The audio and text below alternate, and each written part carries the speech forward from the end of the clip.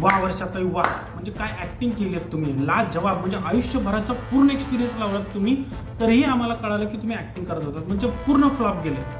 ते बिचारी आर्याला खरंच गरज होती इमोशनल सपोर्टची, आणि तुमचं काय चालू होतं, फेक्या सोडणं, एकदम टर्र्या, लांब लांब टर्र्या, म्हणजे आपले महाराष्ट्राचे मंत्री पॉलिटिशियन्स लोक मागं पडले, इतक्या टर्र्या मारलेल्या आहेत. काय तर म्हणे मी पण ह्या सिच्युएशन मधून गेलेली आहेत, मलाही माझ्या मैत्रिणीने वाईट टाकलं होतं आणि मी अंडर कॉन्फिडन्स झाली होती, म्हणजे.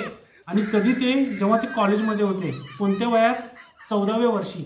मला एक सांगा, 14व्या वर्षी कॉलेजला कोण जातं, म्हणजे आपण महाराष्ट्रात शिक्षण घेतो, मला वाटतं आपण 16व्या वर्षी 10वीत असतो आणि 14व्या वर्षीत आपण 8वीत असतो, पण मॅडम 14व्या वर्षीत कॉलेजला होते. म्हणजे कोणतं कॉलेज आहे असं जे कॉलेजला एंट्री देतं 14व्या वर्षीत, म्हणजे इतक्या फेक्या थोडं लपेट्यासारख्या तर टर्र्या मारायच्या होऊ शकते इतकं.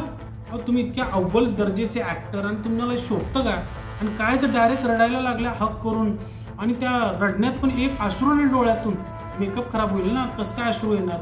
मी तुझ्यावर खूपच प्रेम करते आणि मला सहन होत नाही तुझं हे सगळं. जर तुम्हाला इतकंच आर्यावरती प्रेम आहे तर का स्टँड नाही घेतला तिच्यासाठी तुम्ही, का तुम्ही निक्कीला भांडण नाही केलात. असं तर निक्कीसोबत खूप भांडणं करतात तुम्ही, काय काय बोलतात तिला, मग आज का नाही केलं. इतकंच प्रेम आहे, तिला गळे भेटून म्हणत होते नाही मला वाटते की आता तू जायला पाहिजे, तुला हे सगळं सहन नाही होत, मी तुला बघू शकत नाही. खरंच बघू शकत नाही, खरंच प्रेम आहे की तुमचा गेम प्लॅन आहे तिला बाहेर काढायचा. म्हणजे मला तरी भरपूर फेक वाटलंय. तुम्हाला काय वाटलंय जरूर कमेंटमध्ये सांगा.